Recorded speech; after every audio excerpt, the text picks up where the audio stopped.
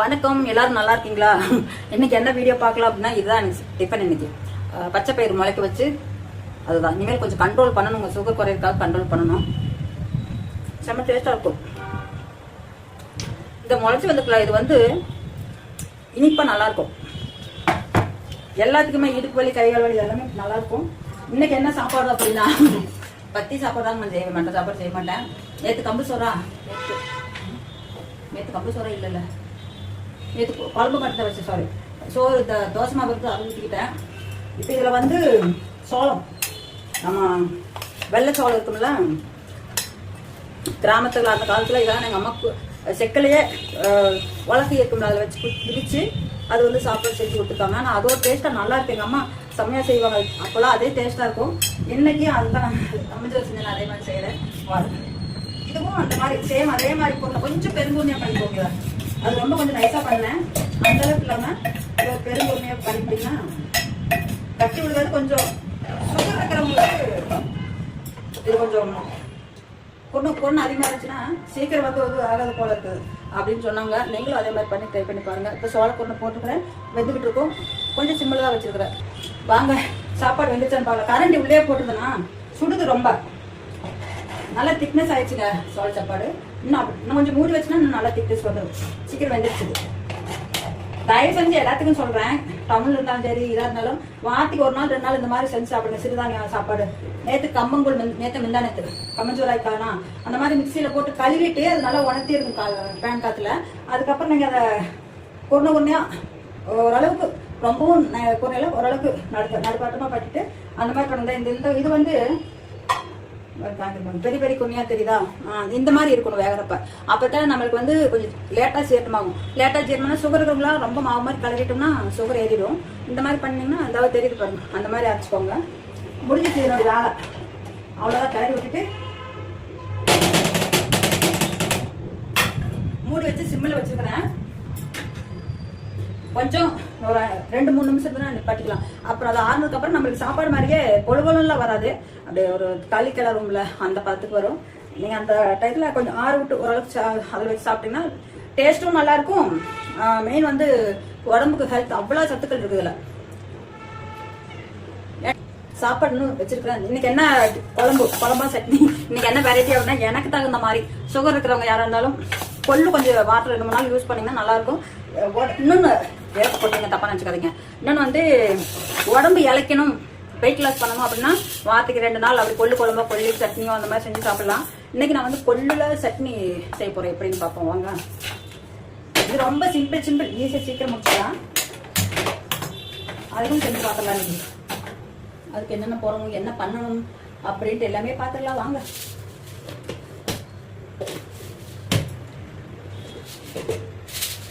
என்ன பண்ணுறதுல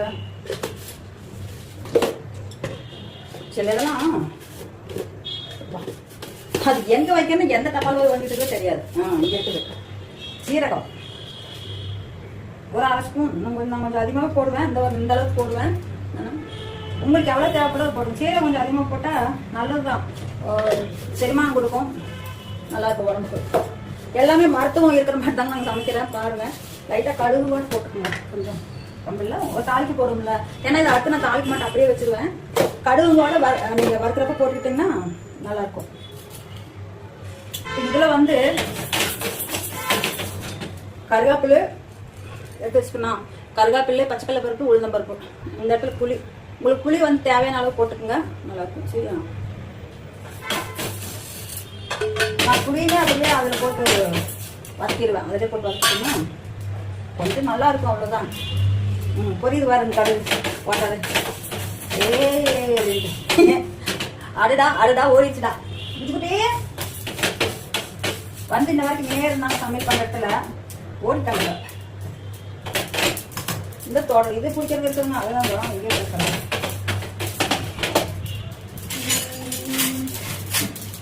என்னடா போச்சு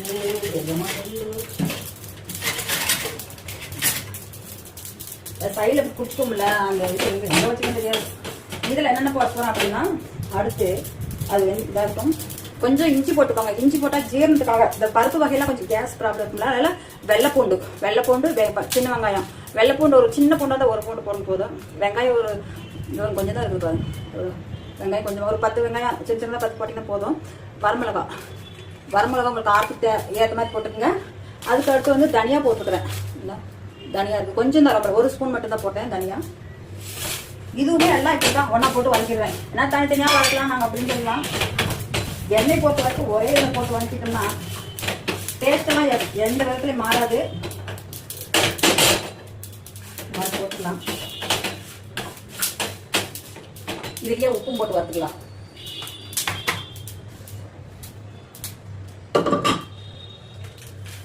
உப்பு தேவையான அளவு போட்டுக்கோங்க. ரொம்ப போட்டால் உங்களுக்கு எவ்வளோ தேவையோ அவ்வளோ போட்டுக்கோங்க. பெருங்காயம் எப்பவுமே எல்லாத்துலேயும் சேர்த்துக்கோங்க, நல்லாயிருக்கும். மெயினாக இது வந்து இங்கே வேர்க்குதுங்க ஒன்று நினச்சிக்காதீங்க. வேர்க்கிட்டே இருக்குது பயங்கரம். என்ன பண்ணிட்டு நான் வறுவிட்டு பண்ணலாம். அவ்வளோதான், நிப்பாட்டிடலாம். அடுப்பு நிப்பாட்டிட்டேன். ஆரம்பிச்சு போட்டு பண்ணலாம். ஏங்க இந்த பிடிக்கிறது எங்கேயோ வச்சுட்டாங்க, மறந்துட்டு காணும். வரட்டும் செக் பண்ணி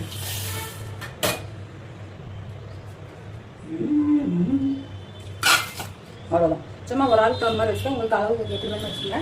இதை நான் மிக்சியில் அரைக்க போகிறேன். சவுண்டு கேட்கும், அதனால நோட்டில் போட போகிறேன். கொள்ளு சட்னி ரெடி ஆயிடுச்சு பாருங்க. நீங்கள் தண்ணி விட்டு கூட அரைச்சிக்கலாம், அது பிரச்சனை இல்லை. தோசை, இட்லி, ஏட்டு சட்டு எல்லாத்துக்குமே சாப்பிடலாம். நான் சப்பாத்தி பூரிக்கெலாம் டேஸ்ட் கிடைக்காது. மற்ற சாப்பாடு, தோசை, இட்லி இந்த மாதிரி தாராளமாக தொட்டுக்கலாம். காரமாக இருக்கும். நான் கொஞ்சம் காரம் போட்டுக்கேன். உங்களுக்கு எவ்வளோ காரம் வேணுமோ அதுக்கு தகுந்த மாதிரி போட்டுக்கோங்க. இன்னைக்கு இதில் வந்து மிளகு, சோம்பு அதெல்லாம் எதுவுமே போல, கிராம்பு அதெல்லாம் சீரகம் மட்டும்தான் போட்டேன். அதனால நீங்கள் ஏன்னா ஒவ்வொன்றுக்கு ஒவ்வொரு டிஃப்ரெண்ட் வரும். எல்லாமே நம்ம போய் ஒரே மாதிரி போட்டோம்னா இதாகும். திரும்ப உங்களுக்கு நல்ல ஒரு இதோட வர்றேன். சாப்பாட்டை எடுத்து காட்டுறேங்க. சாப்பாடு தெரிஞ்சுங்களா? இந்த மாதிரி வரும். இன்னும் சூடு ஆகல, ஓரளவுக்கு ஆறிக்குது. இன்னும் சூப்பராக பொழுது நல்லா வந்துடும். சாப்பிட்றதுக்கு செம்ம டேஸ்ட்டாக செஞ்சு பாருங்க. மொத்தமாகவே தூக்கி காட்டிடுறேங்க. சாப்பாடு எப்படி புரியுங்களா? உங்களுக்கு சுகர் இருக்கிறதுக்கும் தாராளமாக சாப்பிடலாம். சரி, மறுபடியும் இன்னொரு வேற ஒரு டிஷ்ஷோடு வர்றேன். உடம்பு நல்லா இருந்தால் மட்டும்தான் நான் செஞ்சு போட முடியும். இல்லைன்னா ஏதோ ஒன்று போகலாமோ, ஏதோ ஒரு வீடியோ போடுறேன். ஆதரவு கொடுங்க. சப்ஸ்கிரைப் பண்ணிக்கோங்க. வீடியோ பார்த்துட்டு லைக் பண்ணுங்கள், கமெண்ட் போடுங்க. நன்றி, வணக்கம், பாய். இதில் வந்து நல்லா எல்லாமே க்ளீன் பண்ணியாச்சு. சட்னி அரைச்சி சாப்பாடு செஞ்சு எல்லாம் க்ளீன் பண்ணிட்டேன். பாருங்கள், சட்னி திக்னஸாக தான் வச்சுருக்கேன். நான் சாப்பாட்டுக்கு போட்டுக்கிறதுனால திக்னஸாக வச்சுருக்கேன். எந்த இதுக்காக இருந்தாலும் இன்னும் கொஞ்சம் தண்ணி ஊற்றிக்கலாம். நீங்கள் தண்ணி வேணால் கூட சேர்த்துக்கலாம். செம்ம சூப்பராக இருக்கா சாப்பாடு. சோறு பாருங்க எப்படி வந்துருக்குது, கொன்னையாக செம்மையாக செஞ்சு சாப்பிடுங்க. உடம்புக்கு ரொம்ப ரொம்ப நல்லது. இதெல்லாம் மெடிசன். அந்த காலத்தில் மெடிசன் சாப்பிடுங்கிறது நல்லா இருந்தாங்க. இந்த பக்கம் பாத்திரம்லாம் க்ளீன் பண்ணி வச்சுட்டேன். இது கால் போட்டுக்கிட்டு நான் பட்ட வேலை. அதுக்கப்புறம் சிங்கு வந்து அந்த அம்மா வந்து சும்மா ஒன்றுக்கு முக்கெல்லாம் கழுவிட்டு போகும். திரும்பவும் நான் கழுவ வேண்டியது வரும். அதனால் இப்போ கொஞ்சம் ஈஸியாக இருக்குது. பாட்டாக பாருங்கள். எல்லாமே இப்போ 10 வருஷம் இந்த வீட்டில் வந்து 10 வருஷத்துக்கு இதே நிலைமையில ஓடிச்சுக்குது.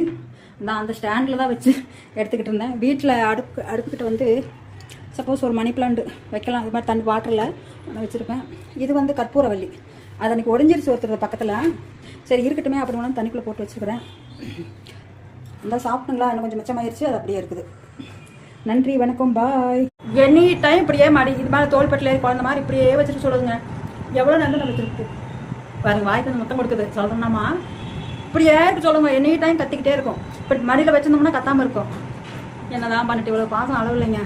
அவ்வளோ பாசம் கட்டாளுங்க. ஆனால் இது மட்டும்தான் வந்து ஏறி வந்துட்டு இப்படி சிரிச்சுட்டு இருந்தேன். இது குட்டி ஏண்டா